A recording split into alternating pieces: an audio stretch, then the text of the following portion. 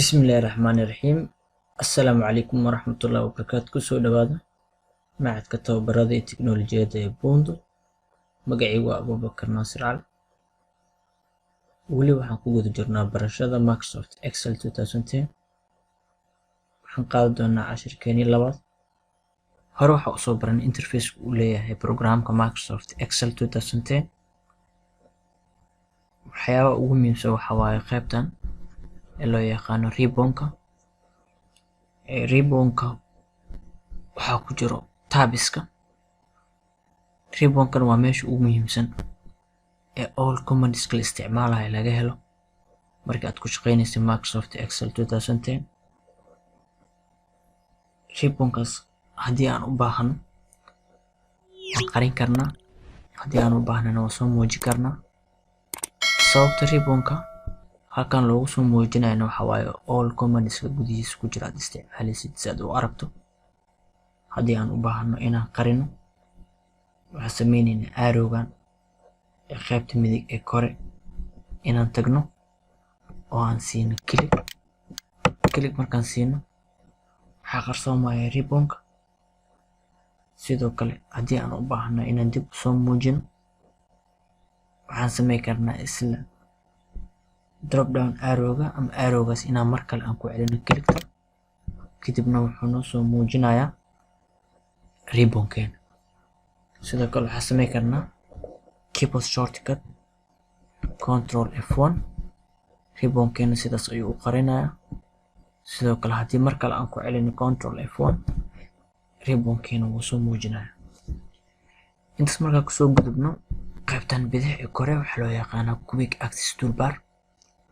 inta badanna waxaa laga helaa amarada inta badan la isticmaalo sida save, undo iyo repeat. laakiin haddii aad u baahan tahay inaad ku darto amaro kale aad isticmaasho waad ku dari kartaa. oo haddii aan u baahannahay inaan ku darno waxaan sameynaynaa qaybta midig ee quick access toolbarka drop down arrowgan ayaan furaynaa, click aan siinaynaa. click markaan siino hadda sidaad ujeedaan tigta waxaa noo saaran saddex amar. kow oo save ah oo loo isticmaalo markaad documentiga save gareynaysid, undo oo ka laabasho leh, iyo redo oo marka aad ka laabato dana dib u celita. tusaale haddii aan u baahanahay kale markaan rabno inaan documenti cusub aan abuurno commandskan waxaa la isticmaalaa new. marka waxaan sameynaynaa tigtan soo saaraynaa. tigta markaan saarno waa kana hore waa loogu soo dari. haddii kadib marka waan isticmaali karnaa. haddii aan rabno inaan ka qaadano quick access toolbar qaybtiisa midig ayaan furaynaa drop down arrow, dan waxaan sameynaynaa tigti ayaan kasoo qaadaynaa. marka ka qaadana amarkii meesha uu ku baxaya. sidoo kale waxayna iga xogaa backstage view. waxaan sheegnay Microsoft Excel 2010 wuxuu 2007 kaga duwan yahay waxa waaye waa backstage view. backstage viewgana waxaa laga helaa options kala duwan sida markaan wax save gareynayno, markaan documentiga soo fureyno, markii aan documentiga daawaceyno, iyo sidoo kale markii aan rabno inaan dad la wadaagno. backstage viewga wuxuu la mid yahay Microsoft Office button menuga uu Excel 2010 lahaa, iyo sidoo kale file menuga uu lahaa versionadii hore Excelka. sida awgeed marka backstage viewga meeshii uu ku furmi lahaa menu asigu wuxuu kusoo furayaa full page view, kaasoo kuu fududeynaysa inaad ku shaqeyso. marka haddii aan u baahanahay backstage viewga inaan soo kicino muuskaaga waxaad dulkeenaysaa file tab markaad dulkeento kadib waxaa leedahay click markaa dhacdo halkan waxaa noo soo baxaya backstage view. left pinkan waxaan ka helaynaa all amaradi. tusaale hadda save oo kale markaan isticmaalno documentiga inaan save gareyno, save as, open oo loo isticmaalo markaad documenti soo furaysid, close oo loo isticmaalo markaad xiraysid, info oo hadda uu noo joogo, sidoo kale recent oo looga hela documentidii ugu dambeeyay aan soo furnay, new documenti cusub markaad abuuraysid, print markaad wax daawacaysid. all amarada dhan halkan laga helayo. halkan marka waxaa loo yaqaanaa backstage view.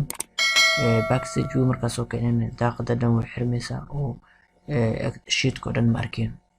haddii aan rabno backstage view-gan ina xirno waxaan sameyn karnaa laba mid. kow waxa waaye inaan file tabka aan ku celino mar kale backstage view-ga sidaas ayuu ku xirmaya. sidoo kale waxaan sameyn karnaa haddii aan soo kicino backstage view-ga tabiskan mid ka mid ah ayaa dooran kartaa. tusaale home oo kale haddaad doorato backstage view-gaaga wuu xirmaya. sidoo kale Microsoft Excel 2010 markii aan documenti cusub abuurno waxaan nahnay Excelka wuxuu ka kooban yahay 3 sheet. halkan aan ku shaqeynayna waxaa loo yaqaanaa worksheet. sheetsko dhan waxaa isku haya workbook. sidoo kale sheetkan waxaan ku sameyn karnaa maximize minimize oo soo deji karnaa waana weyneyn karnaa. tusaale haddii uuna weyneysan yahay shaashadoo dhan la facay haddii aan u baahannahay inaan soo dejino qaybtan midig ee kore imaanayna waxaan ku dhufanaynaa minimize window daaqada hoos soo deji ah. markaan fiirino worksheets and workbookeena workbookii dhan hoosaa loo soo dejiyay. hadda keliya waxaa noo kacsan programka Microsoft Excel. haddii aan u baahannahay inaan dib u weyneyno waxaan ku dhufanaynaa maximize.